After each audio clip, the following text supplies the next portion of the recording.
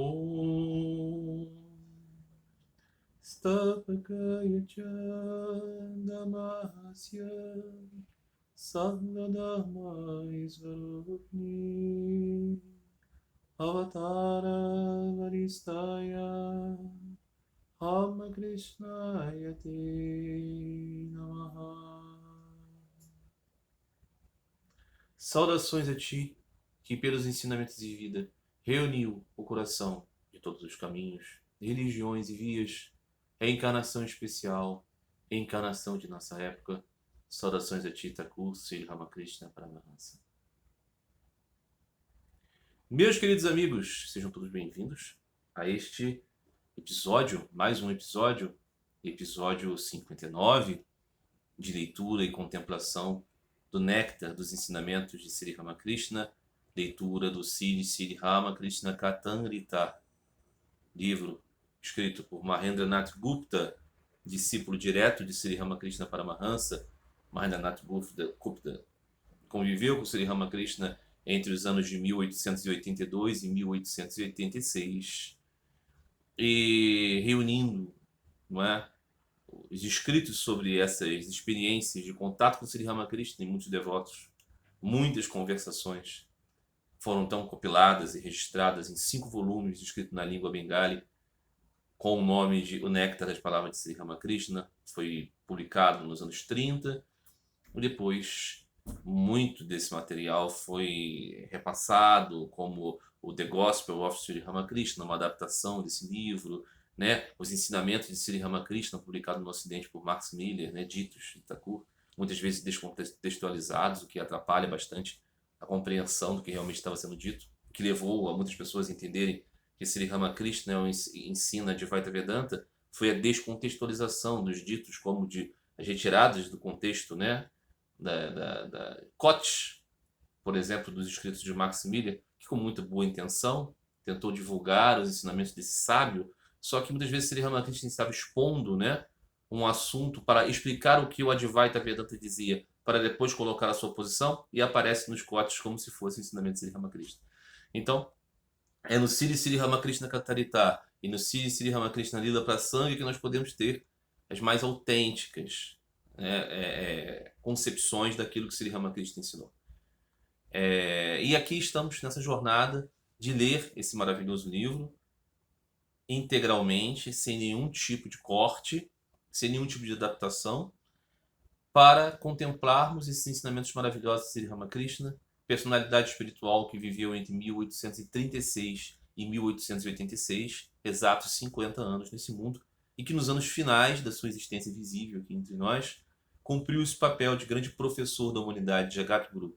Estava ali, sentado, à espera das pessoas que vinham saber a respeito de como conhecer Deus. E era esse o seu ensino. O seu ensino é sobre Bhakti, exclusivamente sobre Bhakti. E aqui estamos apresentando esse ensinamento de Sri Ramakrishna, chegando próximo do fim do primeiro volume, primeiro de 5 volumes.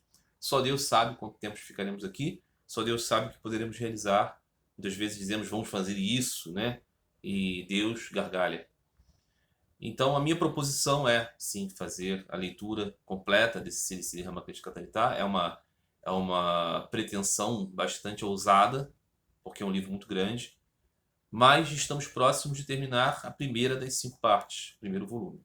Hoje estamos aqui na 17ª sessão desse primeiro volume, é a penúltima sessão. Então, no próximo episódio, vamos ter, talvez, a conclusão desse primeiro volume. Não sei se conseguir, porque comento aqui e demora um pouco para terminar. Mas estamos finalizando essa 17ª sessão e vamos com certeza hoje iniciar a 18ª. Então, é uma possibilidade grande que no episódio 60 desta série temos o encerramento do primeiro volume. E se for assim, será realmente muito, muito feliz para mim ter conseguido realizar essa jornada. Qual é a minha expectativa com a apresentação desse leitura contínua do Sri Ramakrishna Katharita? Oferecer uma plataforma estável de conhecimento de um grande professor da humanidade, muito pouco conhecido ainda, que apresenta uma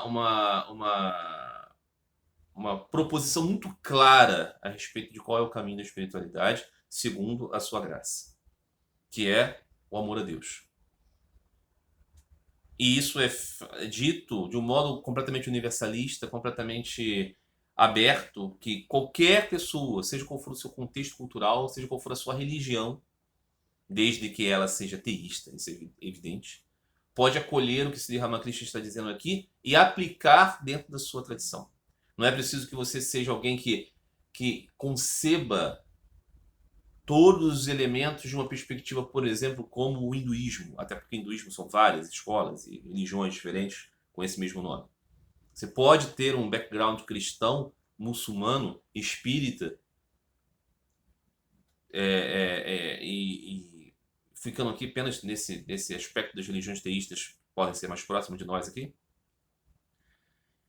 E você pode conceber muito facilmente a utilidade das chaves de entendimento que Sri Ramakrishna dá. Além daquelas pessoas que podem ver no próprio Sri Ramakrishna o seu ideal. Não é? Então, a minha motivação aqui é compartilhar essa maravilha que eu descobri. Sri Ramakrishna Paramahansa e seus ensinamentos. E assim, sem nenhuma outra expectativa. Compartilhar isso. Eu espero que muitas pessoas alcancem algo de muito bom em suas vidas em virtude de ter esse contato. Eu tenho certeza que isso já acontece. As pessoas entram em contato comigo e digam: a minha vida mudou para melhor significativamente depois que eu conheci o ensinamento de Sri Ramakrishna. E isso eu tenho certeza, a realização da vontade do Mestre. Foi para isso que ele veio, para propiciar às pessoas uma chave para descobrir como conhecer Deus. Tá bom? Então vamos lá. Hoje estamos no dia 26 de outubro de 1885, no subúrbio de Calcutá. Estamos ali numa casa, uma localidade chamada Champur, onde Sri Ramakrishna está vivendo para tratar mais de sua saúde. Ele tem um câncer na garganta. Já se identifica que é num estado meio terminal. Ele está mais próximo do seu médico pessoal, Dr. Sarkar, que é uma pessoa que tem um ponto de vista tanto quanto cético em relação ao caminho da devoção. Ele acredita na alma, em Deus, mas ele acredita isso de um modo mais impessoal, mais voltado para o pensamento do Advaita Vedanta, talvez. E ainda assim ele sente uma grande atração por Sri Ramakrishna. Mas é um conflito entre esse seu pensamento anti-Bhakti e o seu pensamento e a sua natural admiração por Sri Ramakrishna. E desse contato entre eles existem muitas conversas que se baseiam nisso, nessa contraposição.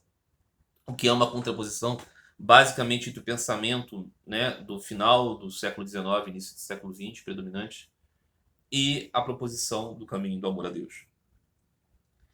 Eles têm muitas conversas nesse sentido, e aqui nós estamos assim já há alguns capítulos saboreando essa troca que é muito importante para nós. No último episódio que terminávamos, Sri Ramakrishna falava a respeito deste amor a Deus, que é um amor sem necessidade de retribuição, dizendo que verdadeiramente esse é o único altruísmo efetivo. Quando você faz algo sem precisar de nada em troca, você fez pelo bem em si. E ele dizia que isso é muito difícil quando você não tem amor por Deus. Não é? Muitas vezes no mundo nós vemos pessoas querendo ser altruístas, mas na verdade o que elas querem é algo a respeito das suas próprias necessidades. Mesmo que isso não seja muito maquinado, né, muito racionalizado, é isso que verdadeiramente acontece. Então Sri Ramakrishna terminava aqui com o exemplo de uma descrição do Ramayana, uma história sagrada sobre a vida de Rama, uma das encarnações de Deus. E era a história de uma mulher que havia recebido uma maldição e ela havia renascido como uma pedra.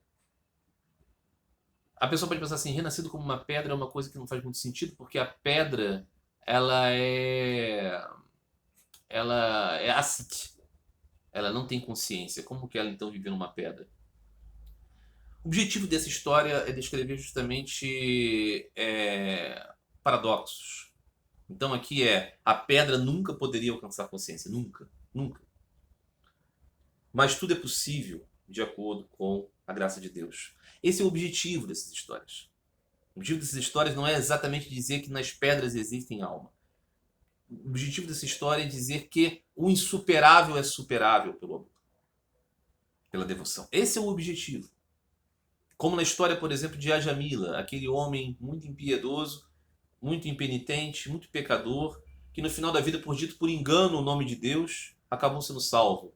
Isso significa então que podemos viver de modo impiedoso, de modo impenitente, de modo pecaminoso, e só por dizermos frivolamente o nome de Deus seremos salvos. Não é esse o ensinamento. O ensinamento aqui é transpor outras coisas, destacar outras coisas, dar outras ênfases. E aqui a história é a mesma. Então, por Rama ter tocado o pé na pedra, aquela mulher voltou à consciência. Aquela mulher, é uma mulher, não é? Uma alma mortal. Então, o que ela quer? Rama pede a ela, eu quero apenas que você não me deixe esquecer. Ponto. Esse é o objetivo da história. É isso que nós devemos escolher aqui. Não é para ficarmos imaginando aqui que as pedras têm vida, ou que aquela pessoa foi amaldiçoada. Não, não é esse o sentido. Não é? É um ensinamento espiritual a partir disso. Não é? Muito bem. Então, Sri Ramakrishna falava isso e dizia a ele: o doutor tem esse mesmo credo. Fazer as coisas porque as coisas são certas de serem feitas. Não porque eu vou ter uma retribuição. Porque essa era a discussão que estava ocorrendo ali. Os devotos de Sri Ramakrishna, adeptos da crença do Deus pessoal, da encarnação de Deus, estavam contrapondo o doutor, dizendo assim: você faz o que é certo, não é porque você é independente, não, é porque você gosta dos resultados. E Sri Ramakrishna estava explicando aqui que o que o doutor estava querendo propor era a ideia do altruísmo. E aí ele continua. É a mesma coisa que o médico aqui. Ele só quer ver Deus. Ele não quer riqueza, honra ou contato físico, o conforto físico. Ele não quer absolutamente nada. Isso é chamado de amor puro e devoção. Dá algum prazer, mas não é o prazer dos sentidos. É o prazer da devoção a Deus e do amor estático. Sambu Malik disse uma vez quando fui visitá-lo: você vem aqui porque se sente feliz conversando comigo. Sim, existe um pouco de felicidade. Mas existe um estado mais elevado do que esse, quando alguém vagueia sem rumo como uma criança, talvez apenas para apanhar um gafanhoto.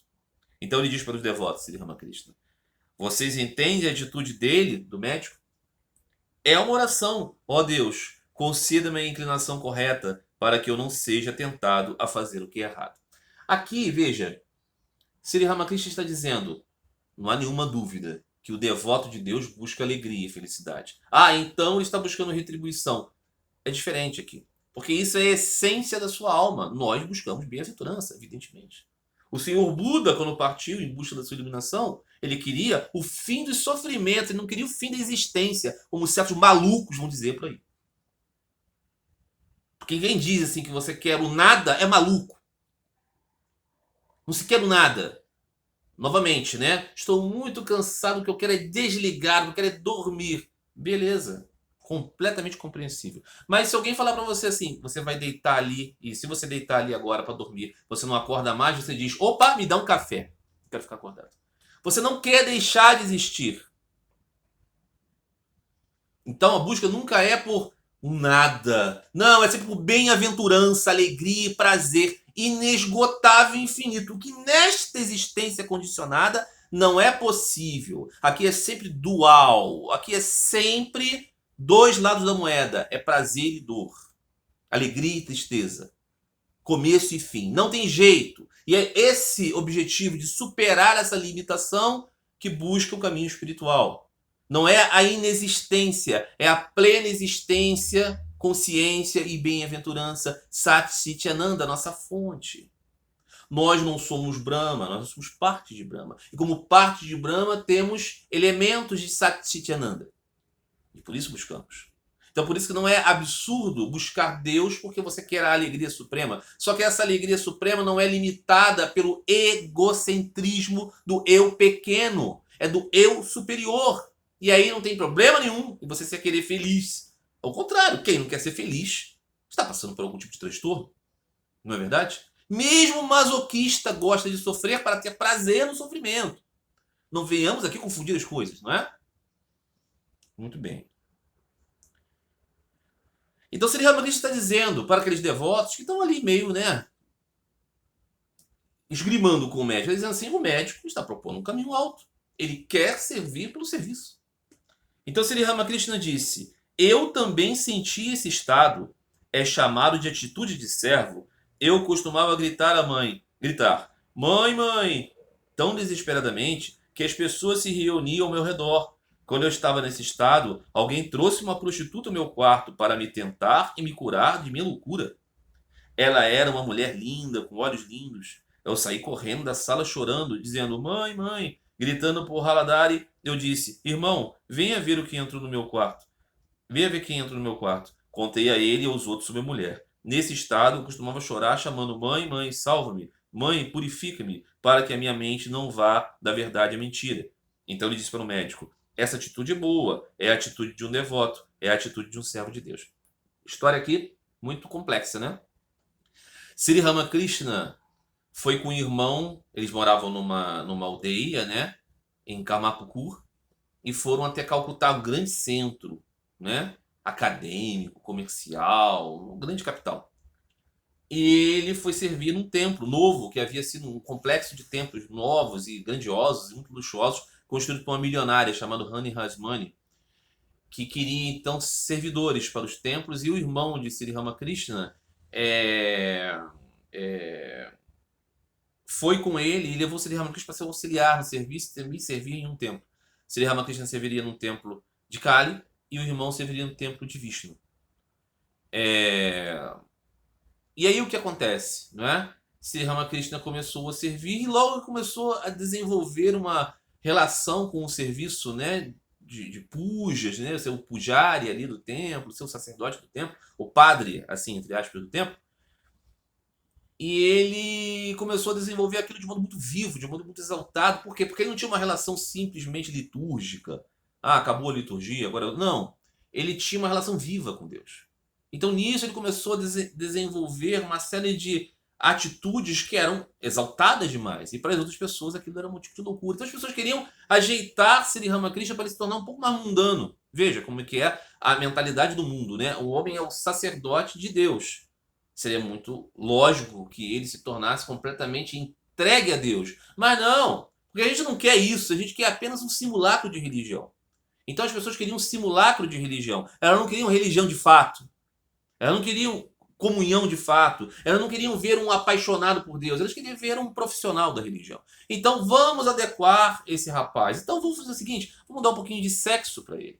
Porque sexo vai fazer ele reduzir, vai fazer ele baixar. Então colocaram uma prostituta no quarto de Sri Ramakrishna, para que ele pudesse se envolver com a mulher e aí ele baixaria um pouco a sua tensão espiritual. E evidentemente que ele fugiu disso como o diabo foge da cruz. Por quê? Porque não é que ele tivesse aversão às mulheres ou algo do tipo, mas ele não podia ter esse tipo de relacionamento.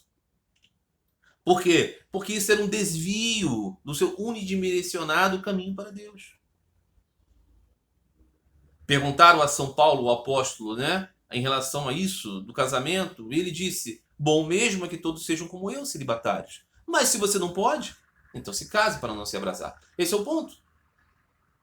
Se você alcançou uma determinada consciência da mente em que você só vê Deus, Sri Ramakrishna dava esse exemplo, né? Se eu vejo todas as mulheres como minha mãe, como poderei ter relações maritais com ela? Ok? Ainda assim, quando Sri Saradadevi, que era sua esposa legal, que tinha um casamento forjado, né, como era muito comum na Índia, e Sri Ramakrishna não a conhecia, biblicamente falando, não tinha relações com ela. Quando ela já adulta, porque ela se casou quando era criança, legalmente, formalmente. Depois, quando foi conhecê-lo, ele foi ver aquela moça, opa, quem é, tal, eu sou sua esposa, estou aqui. Ele disse para ela, infelizmente eu já me entreguei a Deus, eu não tenho mais como fazer isso. Mas ele percebeu que ela ia ficar desamparada e disse, mas se você quiser, ô mãe, eu desço. Eu desço aqui e fico e brinco desse seu jogo. Se você quiser me rebaixar aqui, já falando com ela como se ela fosse a própria Durga, a própria Sarasvati. E aí, a Santa Mãe, Sri Saradadevi, disse a ele, não, eu vim para cá para ser sua discípula. E Sri Ramakrishna, ok. Então ela foi, ao mesmo tempo, esposa legal de Sri Ramakrishna e, ao mesmo tempo, na prática, sua discípula. Eles nunca tiveram esse relacionamento do envolvimento romântico, do envolvimento sexual, carnal. E um dado momento, a sogra de Sri Ramakrishna, muito entristecida, chorando, disse a ele: a minha filha então nunca vai ter a alegria de ter filhos. E Sri Ramakrishna disse para ela: ó, mãe, ela vai ter tantos filhos que ela pode até se cansar disso. E ela estava falando dos devotos contínuos e dos discípulos monásticos e dos discípulos não monásticos e de todos nós que olhamos para Sri Sradadevi e confiamos em suas palavras, que disse: vocês têm uma mãe, né? Muito bem, uma digressão aqui. Então Sri Ramakrishna dizia: essa atitude perante um mundo querendo ser sempre servidor de Deus é uma atitude boa. Sri Ramakrishna tem aqui uma visão muito positiva do médico, ainda que o médico seja um antagonista das suas ideias Bhakti. Ok? Muito bem. Fazer o bem à humanidade, pessoas comuns, o trabalho altruísta e a pureza de caráter. Esse é o subtítulo. Thakur explica: se alguém tem caráter puro, pensa apenas em Deus. Ele não gosta de mais nada. Algumas pessoas nascem com sátiva puro por causa de suas ações passadas. Ao se esforçar para agir desinteressadamente, a pessoa finalmente alcança sátiva puro. Quando sátiva é misturado com rajas e a mente fica distraída, então somos possuídos pela vaidade de fazer o bem ao mundo. Mas é muito difícil para uma pessoa comum fazer o bem ao mundo. No entanto, não há mal nenhum em trabalhar altruisticamente para fazer o bem. É muito bom para uma pessoa tentar trabalhar dessa forma, mas não é possível para todos. É muito difícil. É claro que todos têm de trabalhar. Apenas alguns podem desistir completamente do trabalho. Sátiva puro é encontrado apenas em poucos. Mas quando uma pessoa trabalha desinteressadamente, a qualidade de sátiva misturada com rajas gradualmente se transforma em sátiva puro. Somente quando alguém desenvolve sátiva puro é que conhece Deus através de sua graça. Uma pessoa comum não consegue compreender o estado de sátiva puro. Han, um homem, uma vez me disse: bem, meu querido padre, o objetivo da vida não é ganhar nome e fama do mundo? Você não acha? Esse Han aqui é um homem chamado Bankim Chandra Chatterjee, né? Ele dizia assim, meio que, não, perdão, eu tô lendo aqui a etiqueta aqui, não é esse homem não, esse é outro personagem. Esse Han é um devoto aqui. Ele estava se dirigindo a Sri Ramakrishna, não como padre, como eu falei aqui, né, mas como Bhattacharya, que é um título assim querendo designar alguém que é um sacerdote, que seria equivalentemente a um padre. E aí ele está falando isso, dizendo que na verdade, mesmo esses sacerdotes, religiosos, babajes e gurus querem também isso, reconhecimento e fama. Estava dizendo tanto quanto provocativamente Sri Ramakrishna. E Sri Ramakrishna, então, o que está dizendo? É difícil mesmo para alguém entender que alguém possa agir nesse mundo desinteressado. Que alguém possa agir nesse mundo realmente desapegado disso. Por quê? Porque a grande maioria das pessoas tem muito apego. Porque a grande maioria das pessoas não tem o sátiva puro. Sátiva puro é isso. É uma natureza já voltada exclusivamente para Deus. Não tem interesse em mais nada. Essas pessoas, esses seres, as almas liberadas, são extremamente raras. Você lembra, né, da analogia de Sri Ramakrishna, né? Os 4 tipos de peixes. Os peixes que estão na rede de pesca e que não sabem que a rede existe, estão lá chafurdando na rede, muito satisfeitos. São as pessoas mundanas que não têm a menor ideia que seja a alma e tudo mais, nada disso. Isso não existe para elas. Elas podem até ter religião e falar isso, mas não existe. Elas vivem apenas a vida natural. Existem aquelas que compreendem, sim, sentem, realmente não pode ser só isso, mas não tem força para se separar do mundo e por isso morrem na rede. Existem aquelas outras almas que percebem, lutam e pela graça de Deus escapam, que são aqueles peixes que escapam da rede. E aqui Sri Ramakrishna fala, existem pessoas que têm já, em virtude de suas vidas anteriores, um trabalho já realizado. Então, se esforçarem, através de prática espiritual, alcançam o resto e alcançam o sátiva puro. Mas existem aquelas outras que já vêm a esta vida sem nenhum tipo de rajas. São puros. São liberados. Não é? Então, esses são difíceis de serem compreendidos. Não é? Então, o que ele diz aqui? Não é errado de modo algum você querer fazer o bem. Eu quero distribuir sopas para os famintos. Eu quero distribuir casacos e roupas de frio para aqueles que ficam no frio e sofrem. Eu quero construir casa para os pobres. Eu quero fazer justiça social. Tudo isso é maravilhoso. É muito bom.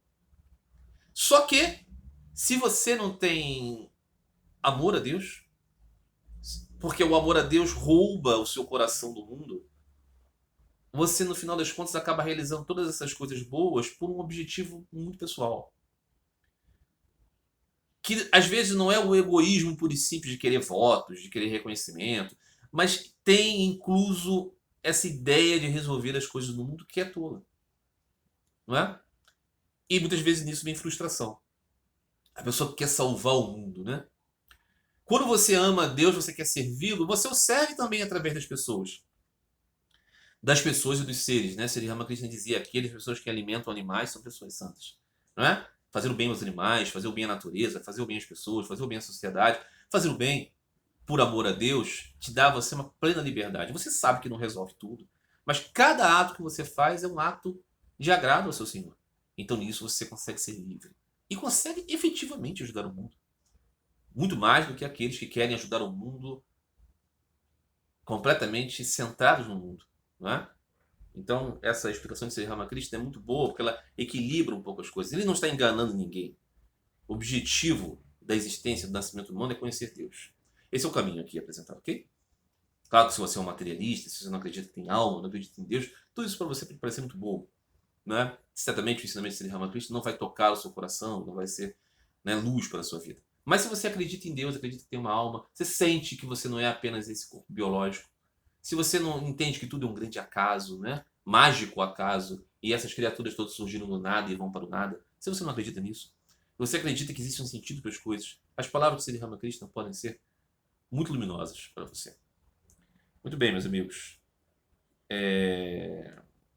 Vamos agora para a 18ª sessão. Como eu disse, né? Estamos caminhando para o fim desse primeiro volume. Aqui estamos no dia 27 de outubro, dia seguinte.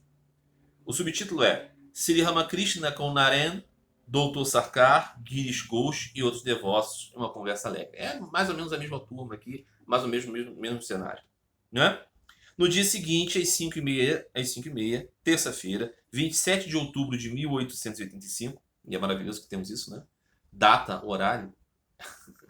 Por isso que o Sri Ramakrishna Katarita é tão precioso também, não é? Que é muito histórico, né? Muito, né, palpável aqui, né? Naren, Dr. Sarkar, Shyam Bose, Girish, Dr. Dukari, o jovem Naren, Rakal, M e outros vieram. O médico sente o pulso de Sri Ramakrishna e prescreve remédios. Thakur fala sobre sua dor e toma o remédio. Depois disso, o médico diz: agora fale com Shyam Babu e eu irei embora. Sri Ramakrishna e um devoto lhe perguntam: você gostaria de ouvir uma música? O médico diz: você fica tão emocionado, você tem que manter seus sentimentos sob controle. O médico tinha muito isso, né? Ele achava que Sri Ramakrishna se esvaía na sua prática religiosa. Então ele não queria que Sri Ramakrishna se reunisse com os devotos só com ele. Ele não queria que Sri Ramakrishna entrasse em êxtase, porque o êxtase deixava Sri Ramakrishna muito debilitado. Ele dizia: a sua saúde vai acabar assim. Né? O médico se senta novamente. Naren começa a cantar com uma voz doce, acompanhada de tanpura, um drone de cordas, e mirdanga, um tambor. Ele canta. Naren, o nosso querido Swamiji, ainda jovem, né? Discípulo de Sri Ramakrishna, amado de Sri Ramakrishna. E Naren canta: maravilhoso e infinito é este teu mundo, este universo, um tesouro de beleza.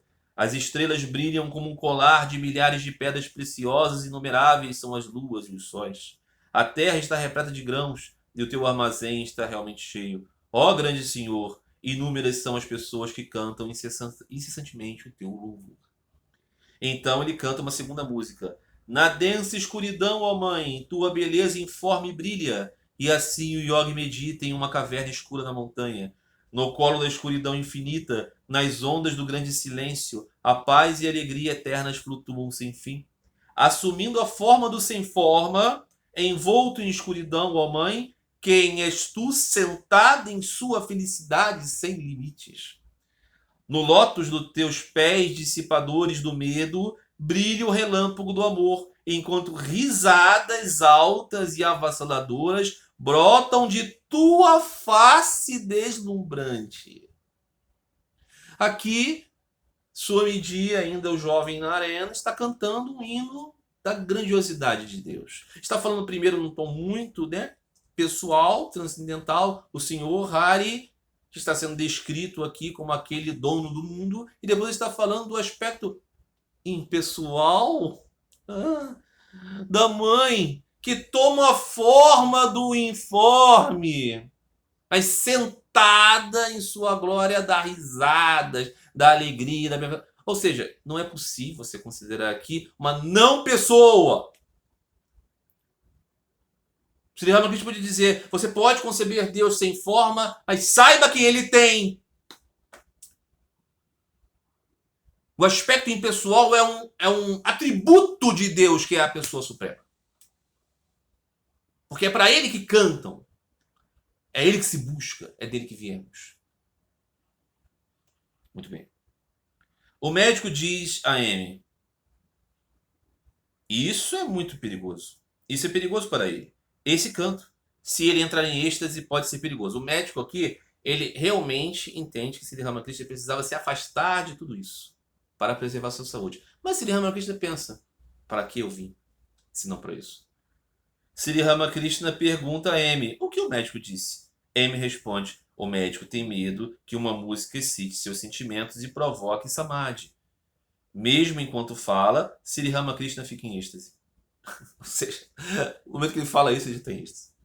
Olhando para o médico com as mãos postas, ele diz, não, porque eu deveria entrar em samadhi? No entanto, mesmo dizendo isso, ele entra em samadhi profundo, com o corpo imóvel e os olhos fixos. Sem palavras e inconsciente do mundo exterior, ele se assemelha a uma estátua de madeira. Sua mente, intelecto e ego estão todos voltados para dentro.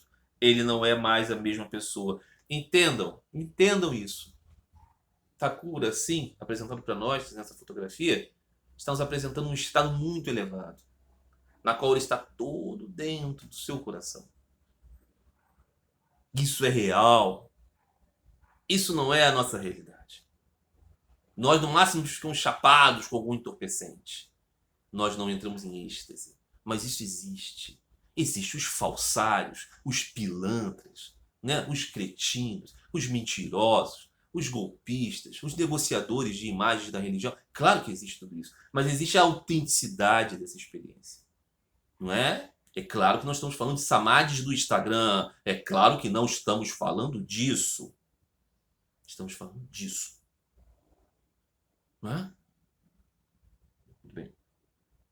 Naren continua cantando a doce canção com sua voz melodiosa. Que beleza maravilhosa, que rosto encantador eu vejo. Ó Senhor da minha alma, entrou na minha humilde cabana e a fonte do amor brota. Ó Senhor amado do meu coração, que tesouro oferecerei? Aceite minha alma, aceite minha vida, tudo que eu tenho, aceite tudo isso de mim. O Senhor entra na nossa cabana. Nós contemplamos o seu rosto maravilhoso e oferecemos tudo. Tudo é dele. Não é? Quem canta? Futuro Swami Vivekananda. Não é?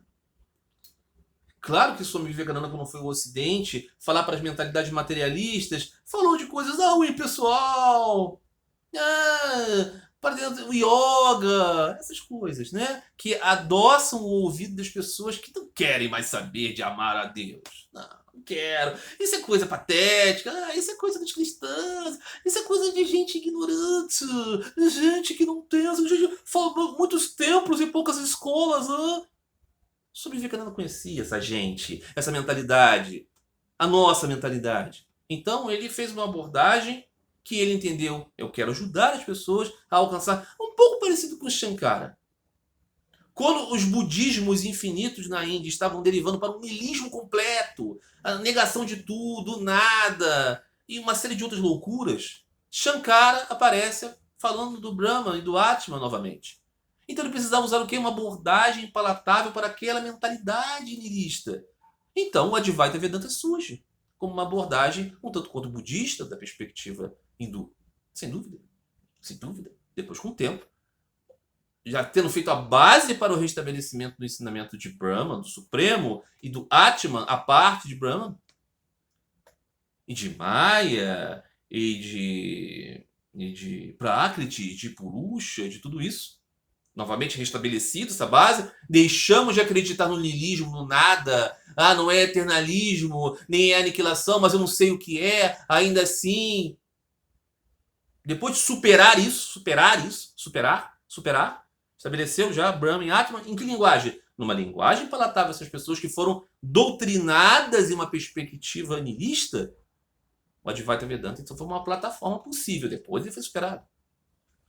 É apenas aqui no Ocidente, materialista, niilista, que o Advaita aparece como a suprema perspectiva do Vedanta. Por quê? Porque as nossas concepções materialistas, nihilistas, precisam disso. Porque a nossa alma precisa de espiritualidade e de religião. É humano isso. As formigas não têm religião. São seres humanos que têm. Mas nós estamos tão doutrinados numa perspectiva materialista que precisamos de uma religião materialista.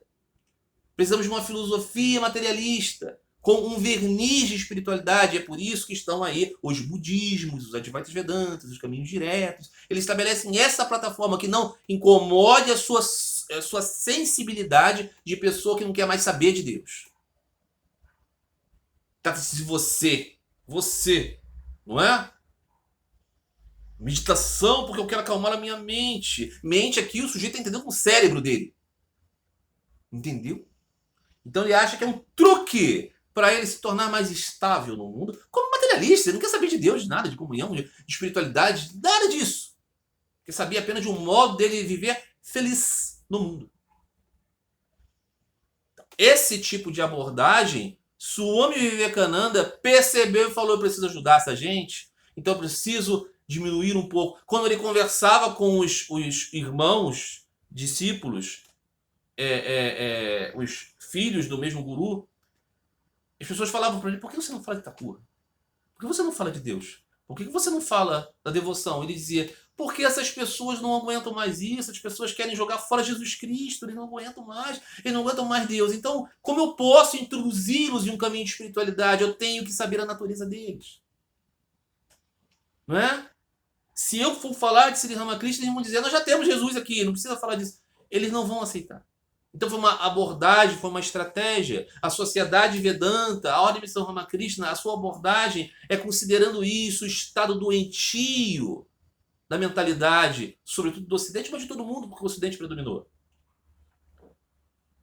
A mensagem de Sri Ramakrishna não é essa. Então, se nós vamos direto à mensagem de Sri Ramakrishna, compreendendo a boa vontade, o amor imenso de Swami Vivekananda, que queria fazer o bem, mas o avatar é Ramakrishna. Então é por isso que a prioridade é Sri Ramakrishna. E a mensagem dele diretamente, sem te retirando, né, a capa de Swami Vivekananda, que estou explicando aqui a sua boa vontade, o seu altruísmo. Mas é preciso dizer, distorce, deforma. Deforma. Com boa intenção, mas de boa intenção o inferno está cheio, vocês sabem disso, né? Claro que muito bem foi feito ao mundo. É através de Swami Vivekananda que a mentalidade do Ocidente se abre para o caminho das perspectivas dármicas. Não há nenhuma dúvida sobre isso. Não há nenhuma dúvida. É um fato histórico. Ele foi o primeiro mais significativo professor desses caminhos. Mas a sua implementação, a sua introdução foi dentro de uma mentalidade racionalista, materialista do Ocidente. Então é por isso que Sri Ramakrishna precisa ser conhecido diretamente. Diretamente. Seria muito bom que a própria ordem e missão que tem o seu nome fizesse isso. Muito bom que o faça. Há quem faça. Mas não é o movimento predominante. O movimento predominante é uma apresentação ainda da mesma estratégia, apresentar Shankara para as pessoas, entendendo que estamos aqui, né, naquele século VII. De certa maneira, a situação do Ocidente parece um pouco a Índia do sétimo século. Parece um pouco a condição da Índia do século XVI, quando Chaitanya Mahaprabhu apareceu, e era o mesmo paradigma. As pessoas não acreditavam mais no amor a Deus. Então, o que fez Chaitanya? Um grande professor de lógica, tomou o sannyasi dos Mayavadis, dos adeptos do caminho do impersonalismo, para pregar o amor a Deus. Sri Ramakrishna fez a mesma coisa. Veio ao mundo num ambiente completamente secularizado, ocidentalizado, para falar com ocidentalizados, secularizados, a respeito do amor rendido a Deus. Entende? Porque é isso que se faz necessário. Muito bem. Então continua a cantar o jovem Narendra, sem se preocupar aqui em falar com o nova-iorquino, com o londrino, com o brasileiro, né? Deste século XXI, do século XX, do século XXI, sem se preocupar em ter que adoçar a nossa mentalidade materialista aqui apenas como um devoto aos pés do seu mestre, ele está a cantar. Ó gracioso Senhor, que felicidade pode haver na vida se a abelha da minha alma não estiver perdida para sempre nos lotos de seus pés? O que posso ganhar com a riqueza ilimitada se não buscar a joia suprema? Não desejo contemplar o rosto terno de uma criança se não conseguir vislumbrar o teu semblante amoroso. O luar não tem significado para mim. Vejo trevas por toda parte, a menos que nesse luar eu contemple o seu rosto amoroso. Até mesmo o ouro imaculado do amor da esposa casta fica manchado, a menos que contenha a gema do seu amor. Ó Senhor, a dúvida me morde sem parar, uma serpente mortal, cujo veneno diluiu meu amor por ti. O que mais posso dizer, meu Senhor? Você é a joia preciosa do meu coração, a morada da minha alegria. Completamente derramado em amor por Deus, completamente claro. O mundo tem maravilhas que se tornam opacas se não tem o seu amor. Isso é o caminho da devoção. Isso é o caminho. Este é o caminho. E quando o médico ouve a frase até o ouro imaculado do amor da esposa casta, os seus olhos se enchem de lágrimas e ele exclama, ah... Naren canta outra música. Ou seja, o médico, ele se segura muito, né? Se segura muito na sua emoção. Ele quer se manter frio, ele quer se manter racional, ele quer se manter controlado, mas ele é tocado porque ele tem uma alma, tem um coração. Isso ressoa em nós, porque é a lembrança da nossa real existência. Não é? Naren canta outra música. É o metralhar da devoção para furar o orgulho, né? Ó, quando o amor estático surgirá em meu coração, quando poderei eu, sem desejar mais nada, cantar o nome de Hari enquanto lágrimas escorrem dos meus olhos? Quando meu fôlego vital e minha mente serão puros? Quando eu, um peregrino a Vrindavan do amor, poderei abandonar meus laços mundanos? Quando o colírio do conhecimento afastará a escuridão dos meus olhos? Quando, ao toque da pedra filosofal, este corpo de ferro se transformará em ouro? Quando verei o universo permeado por Deus e serei imenso no amor divino? Oh, quando estarei livre dos ritos e do trabalho e do orgulho da família e da casta?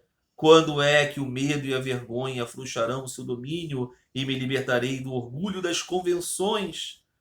Com o meu corpo manchado com a poeira dos pés dos devotos, o doce fardo do desapego perpétuo sobre os meus ombros, pegarei a água do amor divino do Yamuna e beberei de minhas mãos. Então, embriagado de amor, chorarei e rirei e nadarei no mar de Satchitananda. Louco eu mesmo, enlouquecerei os outros e habitarei sempre aos pés do Senhor. A própria descrição da busca do aspirante espiritual. Ele quer se livrar de todas as convenções, inclusive da religião, da tradição, das convenções. Ele quer se manter completamente rendido na loucura da devoção a Deus. Né? E aí, ele, louco, poderá enlouquecer os outros e habitará sempre aos pés de lótus do Senhor. É assim que você pode fazer o bem ao mundo. Esse é o Sri Ramakrishna. Isso está cantando Naren, uma canção do espírito de Gauranga, né? Então, Sri Ramakrishna era um Vaishnava? Será? Será? Muito bem. Capítulo 2. Dhyana e Vijnana, a percepção de Brahman. Nesse interim, Sri Ramakrishna recupera a consciência exterior. As músicas terminam. Agora começa uma palestra muito interessante e intrigante para todo tipo de pessoa. do erudito ao tolo, do jovem ao velho, do homem à mulher, para todos, sem distinção. Todos estão fascinados, olhando para o lindo rosto de Thakur. Onde está sua terrível dor agora? Seu rosto parece um lótus em plena floração, brilhando com luz divina. Dirigindo-se ao médico, Thakur diz: desista da falsa modéstia, porque tem vergonha de repetir o nome de Deus. Como diz o provérbio, a vergonha, o ódio e o medo impedem a pessoa de alcançar Deus. Vergonha, o ódio e o medo. Vergonha de quê? De demonstrar amor por Deus. Eu digo isso para os meus filhos continuamente, pergunto para eles o que afasta Deus do seu coração. E meus filhos respondem automaticamente: vergonha, ódio e medo. Não é?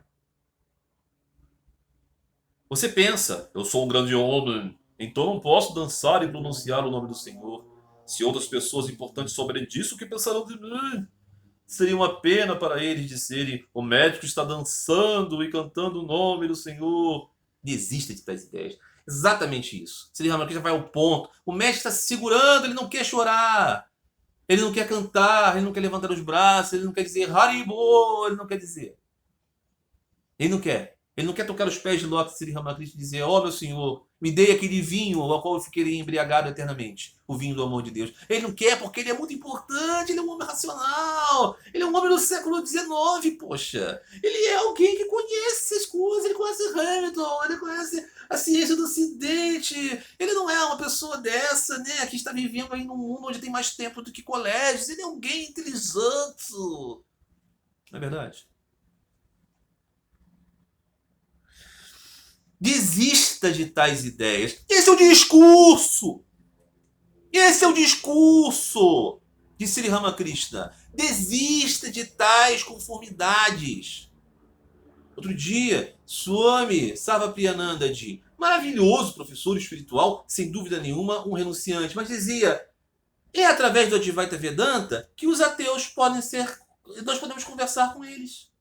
Outro dia, o Richard Dawkins dizia: eu não acredito em Deus e nada disso, mas a meditação budista e o Advaita funcionam. Que ótimo, hã? E daí? E daí? É para isso que surgiu a Sociedade Vedanta, a Ordem de Ramakrishna, para conversar com o Richard Dawkins, por favor. Sri Ramakrishna mandaria ele procurar um outro monumento e iria borrifar o lugar onde o Richard Dawkins ficou com água do Ganges. Não é para dar trela para esses malucos. Porque eles são as almas presas à rede sem achar que existe rede. Não jogue pedra nos porcos.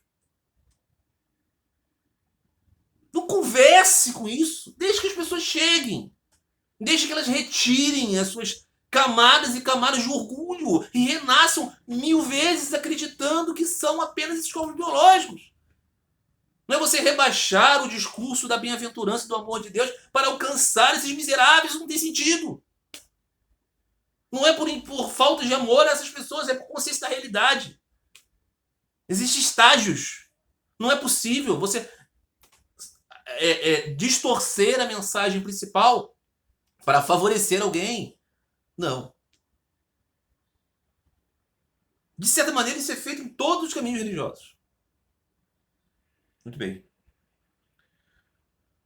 Aí o médico, ouvindo essas palavras de Sri Ramakrishna, diz: eu não penso assim, eu não me importo com o que os outros dizem.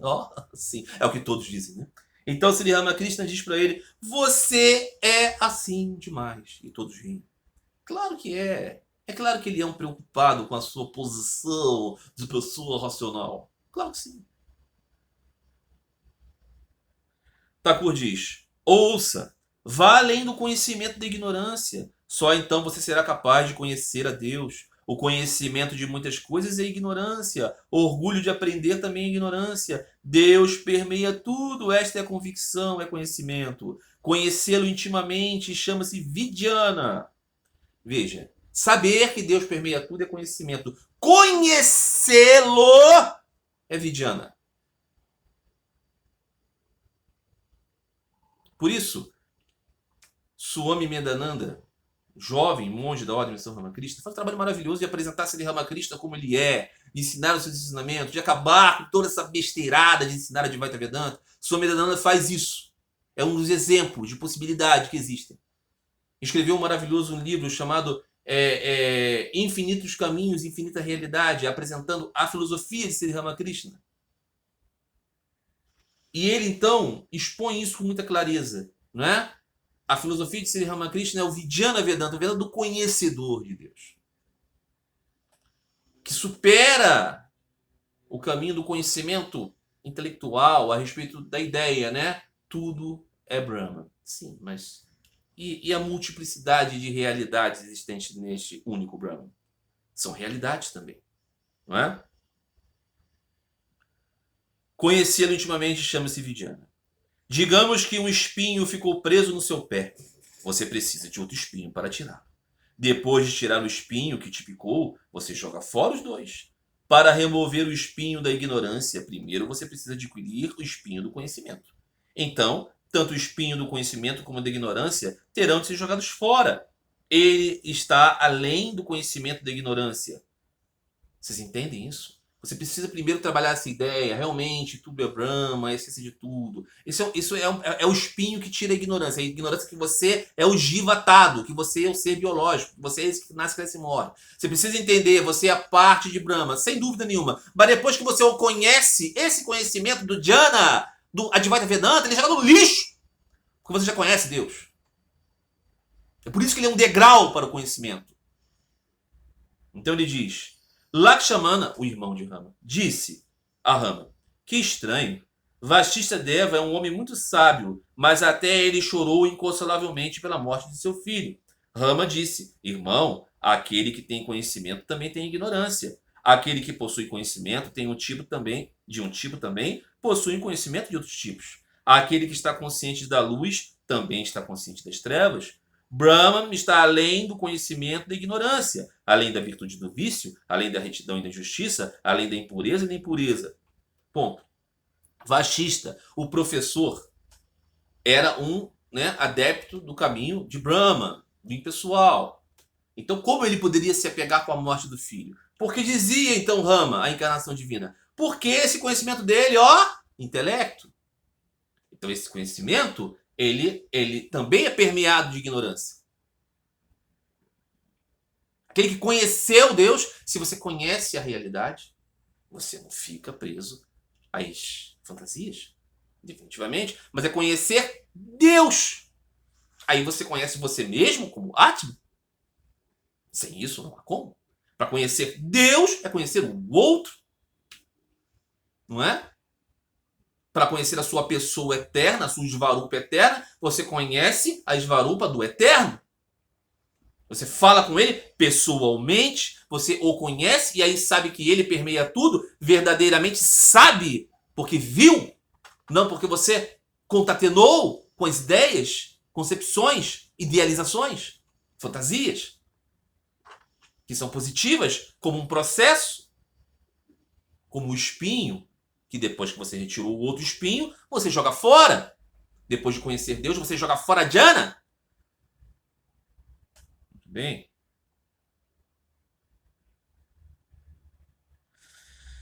Dizendo isso, Sri Ramakrishna recita uma canção de Ram Prasad.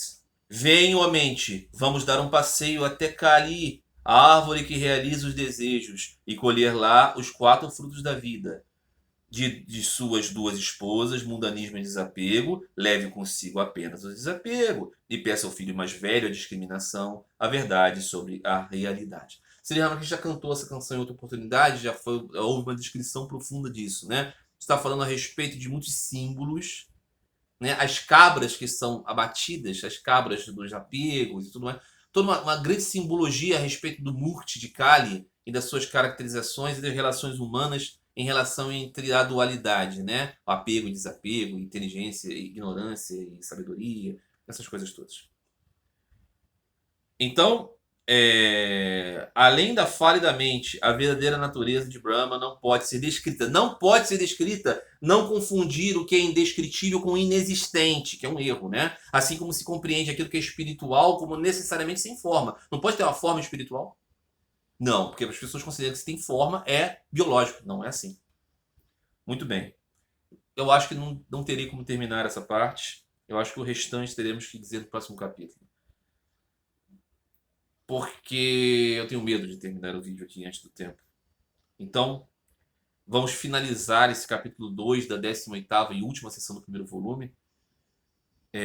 Finalizar e começar o capítulo 3 em diante, e eu vou me esforçar para no próximo episódio, episódio 60, finalizarmos este primeiro volume do Sri Sri Ramakrishna Katanrita.